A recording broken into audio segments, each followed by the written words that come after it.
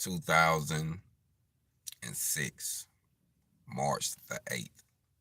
It was around, I say, 8 that morning, 9 when they actually had me come down and turn some of my things in and start getting ready to get released from prison.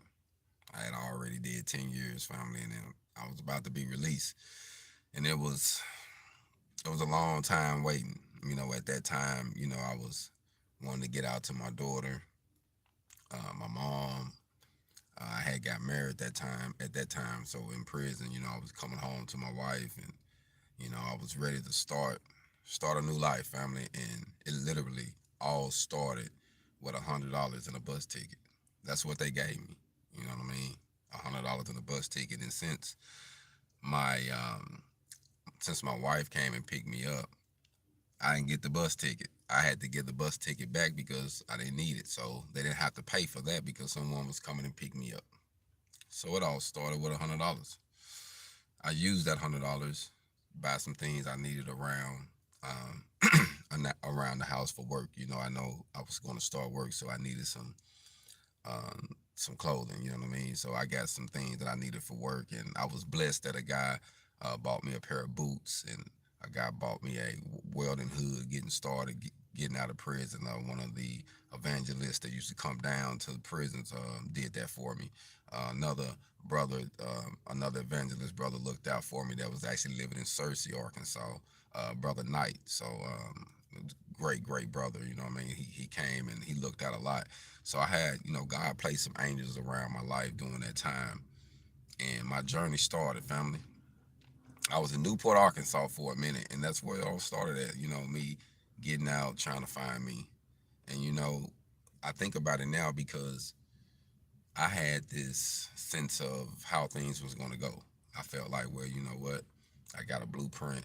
This is how life's going to go. I'm going to do it this way. And truth be told, family, as far as the working and sticking to the job, I did that part. But as far as dealing with life and not being unrealistic with how things go, that caught me off guard. You know what I mean? Like when you're dealing with relationships, when you're dealing with bosses, when you're dealing with owners, when you're dealing with people in the community, it's a lot of things after 10 years, family, that we are like, it's a whole new world. It's a whole new world. I remember one thing that it's funny now that my girl used to get on to me, get mad about me leaving the toilet seat up all the time. You just leave the toilet seat. And I'm like, and I used to say, well, my bad. I don't be thinking. And then it hit me. I'm like, man, I just went 10 years. We didn't have a toilet seat. That wasn't something that I thought about. I just cleaned off the top of it and kept it moving. You know what I mean? So it's some things that happen, from being institutionalized and from, living life that you don't really just understand how it truly affect you. And then, I think about where I'm at today and the places I've been from obtaining that welding trade while I was in prison. You know, Mom told me I was going to be able to travel and go places and see things she never did, and I have up to this point.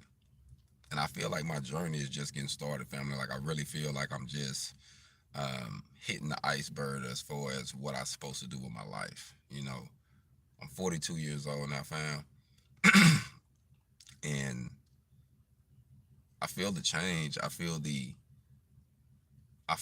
satisfaction of knowing that I didn't survive up to this point. I didn't, honestly, I don't really think about it a lot, but here lately I've really been thinking about what I went through and how I survived, and knowing that if God helped me make it through all of that, surely what I'm about to do now is going to be nothing. You know what I mean? The things I got to survive now.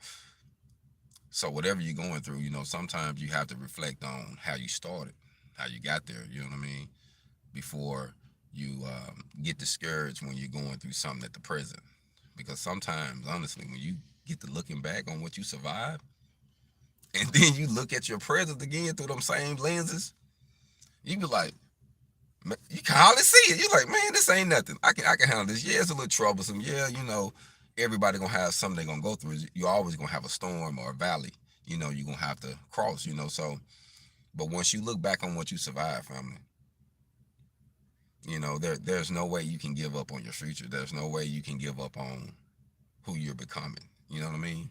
So always be, humble and keep in mind where how you started and what your beginning was. And that was the beginning of my freedom, family. Beginning of me seeing the world after being incarcerated 10 years, you know what I mean? A little over 10, some change, So it was a blessing to finally be free and start, finding myself.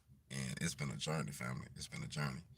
I was released in '06, and a lot have changed since then. And I'm humbled, to be here now. It's 2022, and I'm in my hometown. And I haven't lived here since 96. Or, yeah, 96. 96, 95. So, that's 27, 28 years, family. So I don't feel like, this is not my resting point. But I had to come back and restore my house, restore my mom's house. I had to come back and pay homage and get that correct. I had to come back and get a few things in line that I ain't even realized I was doing until actually I started doing them. You know what I mean? So my start, was a little rough. I'm not gonna lie. But I have been a lot of places, family. I have had a lot of smiles. You know what I mean? I have had a lot of laughters. You know what I mean? I had some pain too. But overall, it's been good. The journey has been good so far. So I know that I just got to keep knocking on doors. I got to keep being persistent. I got to keep grinding because I remember where I came from, and I don't use it as a crutch. I use it as a reminder where I can't go back to. I can't put myself back into that slavery pit. You know what I mean? That hell. You know what I mean? Because that's, to me, being alive, that's the lowest you can go on this earth once you enter those gates, because it's a different world in there. You know what I mean? Especially when you're in rural areas in the South, like it's different, family. You know what I mean? So if you can survive things like that, you know, without getting tarnished, you know what I mean? It's something about you. God got something for you, or you got something for the people. God put something in you. You know what I mean? So it's just a lot of great survivors, and I'm just blessed to be one of those who survived that incarceration, who survived Vernon unit, the gladiator school, so to speak. You know what I mean? Like, I seen a lot. So to know that it took $100 in a bus ticket, you know what I mean, to get me here where I'm here right now, I wouldn't say I'd do it all over again, but I say this: it was meant for me to do it. I wouldn't take it back. I don't regret it. You know what I mean? Because it made me. I probably wouldn't even be here if it wasn't for that. I'm almost positive. Almost, when you think about, man, if it wasn't for prison, I probably been dead. You know what I'm saying? So I got to be humble, family.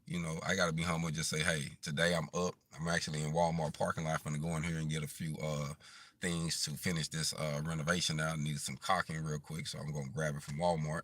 Uh, it's good to do that too, because I want to say that real quick, because a lot of times we'll go to these um, hardware stores and think we got to get certain things. A lot of times Walmart will have it $2, $3, $4 cheaper a lot of times for the same item. You know what I mean? So um, networking, I'm always networking. It takes money to make money, but you ain't got to spend all your money. You know what I'm saying? Be wise about it. So just wanted to say, family, you know what I mean? I'm just blessed to be alive. I'm humble this morning. I was just thinking about how it started for me, and it has been real, family. But I am blessed to be here. I am blessed to still be moving around, still be sane. And I feel like, with my life and the direction that I'm going, I'm just getting started. Things gonna be all right. We just got to keep getting the hog on. Be blessed, family. Yes, sir. What you said, hog on, man.